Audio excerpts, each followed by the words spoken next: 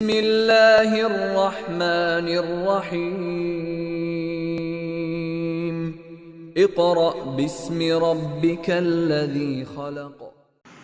عزیز بچوں، میں نواز علی، امید کہ آپ سب بخیر ہوں۔ آن لائن کلاسز میں آپ سب کا تہ دل سے استقبال کرتا ہوں۔ آج ہم سیکھیں گے جماعت ہشتم یعنی 8th class, subject Urdu, lesson number 1، lesson name مناجات مقبول۔ ہم اس کو 3 ماڈیول میں تقسیم کرتے ہیں۔ آج ہم ماڈیول نمبر 2 پڑھیں گے۔ اعادے کے طور پر فرسٹ ماڈیول کے سوالات پر ایک نظر ڈالتے ہیں۔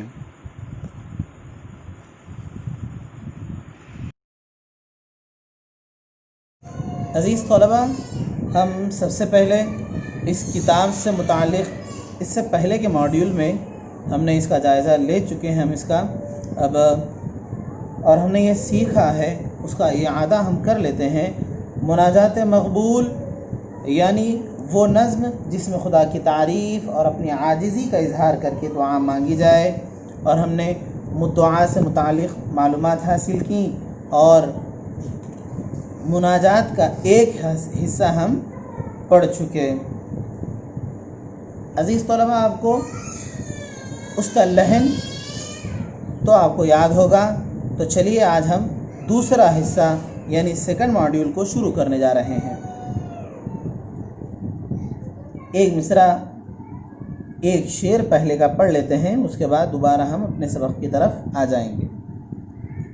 اے خدائے پاک رحمان و رحیم، قاضی حاجات وہاب و کریم، تیرے در پر ہاتھ پھیلاتا ہے جو پاہیتا ہے وہ ہر مقصود کو، مانگنا ہم پر کیا ہے تو نے فرض، اور سکھا ہم کو دیے آداب عرض۔ طلبہ میرے ساتھ پڑھیے تاکہ آپ کو بھی لحن سیکھنے میں آسانی ہو جائے اور آپ کو بھی لحن سے پڑھنا آ جائے۔ مانگنے کو بھی ہمیں فرما دیا، مانگنے کا ڈھنگ بھی بدلا دیا، بلکہ مضمون بھی ہر ایک درخواست کا، بلکہ مضمون بھی ہر ایک درخواست کا، ہم کو یا رب تو نے خود سکھلا دیا، ہر طرف سے ہو کہ ہم خوار و تباہ، ہر طرف سے ہو کہ ہم خوار و تباہ،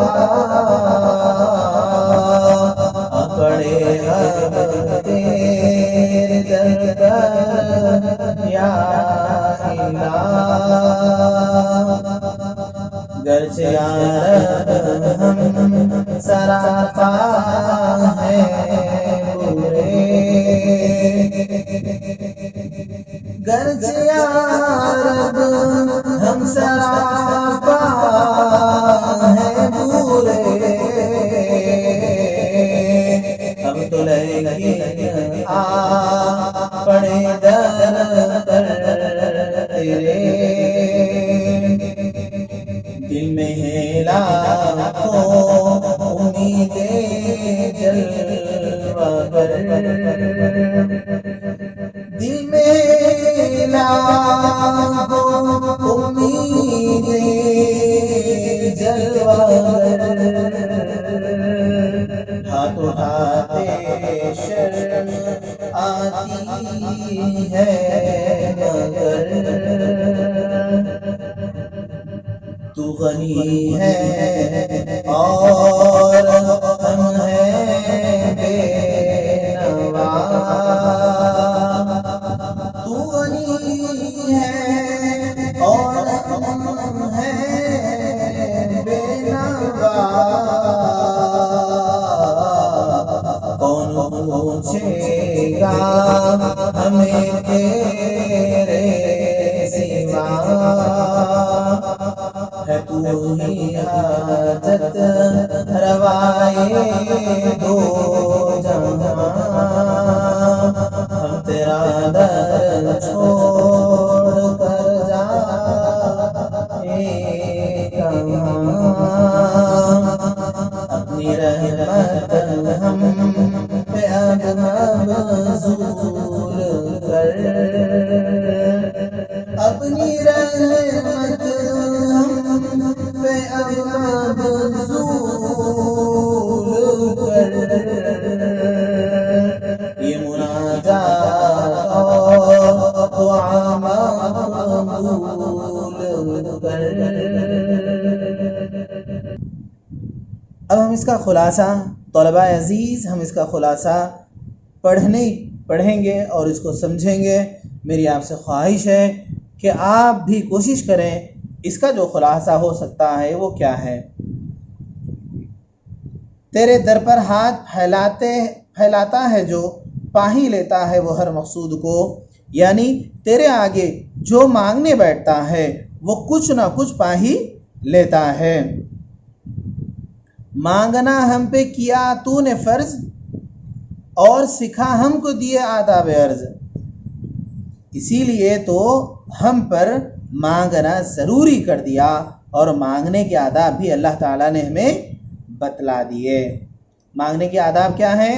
اللہ سے مانگنے کا طریقہ یہ ہے کہ آپ دو زان ہو کر بیٹھ جائیں، سب سے پہلے اللہ کی تعریف بیان کریں اور اپنے گناہوں پر شرمندہ ہوں اور نبی کریم صلی اللہ علیہ وسلم پر درود و سلام بھیجیں، پھر اللہ سے مانگ لیں۔ مانگنے کو بھی ہمیں فرما دیا، مانگنے کا ڈھنگ بھی بتلا دیا اللہ تعالیٰ نے۔ اللہ تعالیٰ ہمیں مانگنے کا طریقہ بھی سکھاتے ہیں اور مانگنے کا ڈھنگ بھی اللہ تعالیٰ ہمیں بتا دیتے ہیں، بلکہ مضمون بھی ہر ایک درخواست کا ہم کو یا رب تو نے خود سکھا دیا۔ اللہ تعالیٰ کون سے مضمون کو کس طرح ہمیں بتلانا ہے، کس طرح اللہ سے مانگنا ہے، وہ تک اللہ تعالیٰ نے کون سی چیزیں مانگنے کی ہیں، کون سی چیزیں نہیں مانگنے کی، وہ بھی اللہ تعالیٰ نے ہمیں سکھلا دیا۔ ہر طرف سے ہو کہ ہم خوار و تباہ آ پڑے اب تیرے در پر یا الہ، ہم ہر طرف سے ہر جگہ سے نا امید ہوئے، ہر طرف سے نا امید ہو کر تیرے دروازے پر آ گئے ہیں۔ گرچہ یا رب ہم سراپا ہیں برے، اب تو لیکن آ پڑے در پر تیرے، ہم تو بہت گنہگار ہیں، اللہ کے سامنے مانگنے پر شرم بھی آتی ہے، بہت گنہگار ہیں، ہم پہ بہت سی برائیاں ہیں، لیکن تیرے معاف کرنے کی کوئی حد نہیں، بس اللہ تو ہی ہے جو ہماری دعاؤں کو قبول کرنے والا ہے۔ دل میں ہے لاکھوں امیدیں جلوگر، ہاتھ اٹھاتے شرم آتی ہے مگر، یہاں پر شاعر یہ کہتے ہیں کہ ہم تو ہماری اسی لیے امیدیں لے کر آئے ہیں، تجھ سے مانگتے ہوئے شرم آتی ہے کہ ہم تو اتنے بڑے گنہگار ہیں، بہت خطا کار ہیں اور تیری نافرمانیوں میں مبتلا ہیں، اس لیے مانگنے شرم آتی ہے، لیکن اللہ کے ذات کے سوا کوئی ذات بھی نہیں ہے جس سے ہم مانگ سکیں۔ اس کے بعد طلباء آگے دیکھیے، تو غنی ہے اور ہم ہیں بے نوا، کون پوچھے گا ہمیں تیرے سوا؟ اللہ ہی غنی، یعنی اللہ غنی ہے، غنی سے مراد امیر مالدار ہے، اللہ ہی ہے غنی یعنی مالدار، اللہ ہی غنی اور ہمیں بے نوا، یعنی ہمارے پاس تو کچھ بھی نہیں ہے سوائے تیرے دینے کے، بس اے اللہ ہم تو محتاج ہیں، بے نوا ہیں، ہم تو محتاج ہیں، تیرے سوا کون ہماری سننے والا ہے؟ اللہ کے سوا کوئی سننے والا بھی نہیں ہے۔ ایاک نعبد و ایاک نستعین، اے اللہ ہم تیری ہی عبادت کرتے ہیں اور تجھ ہی سے مدد طلب کرتے ہیں. اس میں بھی ہم اللہ سے مانگتے ہیں اور یہی کہتے ہیں کہ اللہ ہم تیرے سوا کسی سے نہیں مانگتے. آگے دیکھیے، ہے تو ہی حاجت روائے دو جہاں، یعنی دونوں جہانوں میں اللہ ہی ضرورتوں کو، حاجت یعنی ضرورت، اللہ ہی ہماری ضرورتوں کو پورا کرنے والا ہے دونوں جہاں میں. تو ہی ساری دنیا کی حاجت پوری کرنے والا ہے. اللہ کے سوا ہم تیرا در چھوڑ کر جائیں کہاں؟ اللہ کے سوا، اللہ کے در کے سوا ہم چھوڑ کر کہاں جائیں؟ کوئی دینے والا نہیں ہے. اپنی رحمت ہم پہ اب مبذول کر، یہ مناجات اور دعا قبول کرے. اللہ اب ہم تیرے در پر آ چکے ہیں، اے اللہ ہم مجبوروں کی طرف توجہ کر اور ہماری دعا کو قبول و منظور کر. آمین. تو طلبہ، ہم نے دوسرا حصہ سیکنڈ ماڈیول کا، یہ جو سبق کا دوسرا حصہ تھا، ہم نے اس کو پڑھ کر سمجھنے کی کوشش کی، اس کے خلاصے سے واقفیت ہم نے حاصل کی. طلبہ، آپ کو یہ کام کرنا ہے. مناجات کسے کہتے ہیں اس کو یاد کرنا ہے. میں نے پہلے بھی بتا چکا ہوں. میں صنف سخن مناجات کے لغوی معنی دعا، عرض، التجا کے ہیں. عرض کرنا، التجا کرنا کے ہیں. اور اصطلاح شاعری میں وہ نظم جس میں خدا کی تعریف کرتے ہوئے اپنی حاجتوں کا اظہار عجز و انکساری کے ساتھ کیا جائے، مناجات کہلاتا ہے. تو طلبہ، ہم مناجات کے معنی کو اور مطلب کو اور اصطلاح شاعری میں کیا کہتے ہیں اب آپ کے لیے سنیے بولیے کے تحت چند سوالات ہیں. میں آپ سے امید کرتا ہوں کہ آپ اس کے جوابات دینے کے قابل ہیں. پہلا سوال ہے، شاعر اللہ تعالیٰ سے دعا گو ہے، آپ اللہ سے کیا مانگتے ہیں؟ بتائیے، آپ کیا مانگیں گے؟ ہاں، آپ نے جو مانگا ہے وہ بالکل درست ہو سکتا ہے. ہم اللہ تعالیٰ سے علم نافع یعنی وہ علم مانگیں گے جو نفع بخش ہو، رزق حلال اور صدق مقال کی دعا مانگتے ہیں. دوسرا سوال دیکھیے طلبہ، شاعر نے اللہ تعالیٰ کو کریم مطلق کہا، اس کا کیا مطلب ہے؟ کریم مطلق کہا ہے شاعر نے، تو اس کا کیا مطلب ہے؟ بتائیے، آپ کوشش تو کیجیے. جی سنیے جواب. کریم مطلق کا مطلب اللہ ہی سب پر کرم کرنے والا ہے. طلبہ، تیسرے سوال کا جواب دیجئے. شاعر اللہ تعالیٰ سے کیوں کہہ رہا ہے کہ ہم سراپا برے ہیں؟ کیا آپ اس سے متفق ہیں؟ کیوں شاعر کہہ رہا ہے کہ ہم سراپا برے ہیں، بہت گناہوں میں ڈوبے ہوئے ہیں؟ کیا ہم اس بات سے متفق ہیں؟ کیوں؟ بتائیے، کوشش کیجئے. جی جواب سن لیجئے.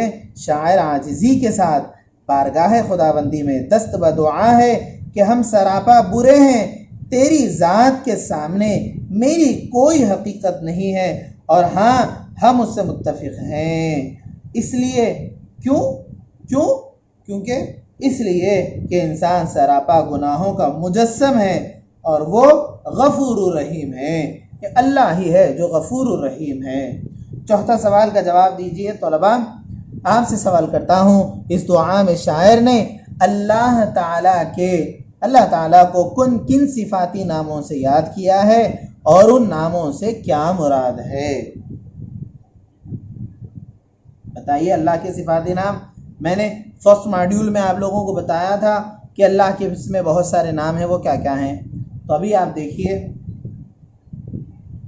جی جواب سن لیجئے. اس دعا میں شاعر نے اللہ کو رحمان، رحیم، قاضی حاجات، وہاب، کریم، الہ العالمین، معبود، مقصود، کریم مطلق، غفار، ستار، بے کس نواز، چارہ احساس، قادر، داتا، رب، غنی اور حاجت روا سے مخاطب کیا ہے، کیونکہ اللہ ہی کی ذات کار ساز ہے.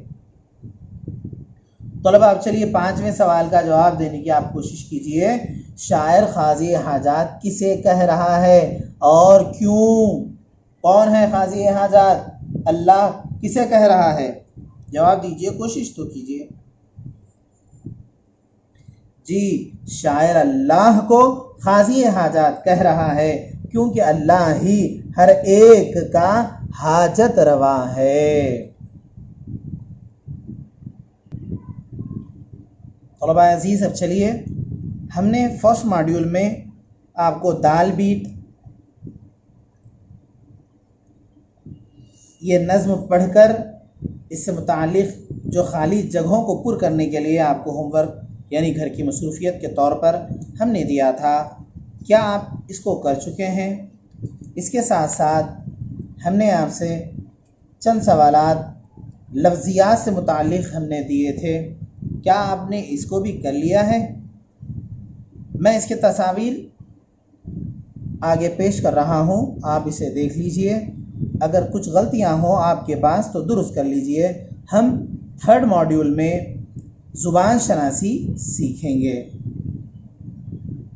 اور اس ماڈیول کے اختتام پہ جو سوالات ہیں وہ خود لکھیے سے متعلق ہے، جو آپ کے اسکرین پر ابھی تھوڑی دیر میں آ جائیں گے۔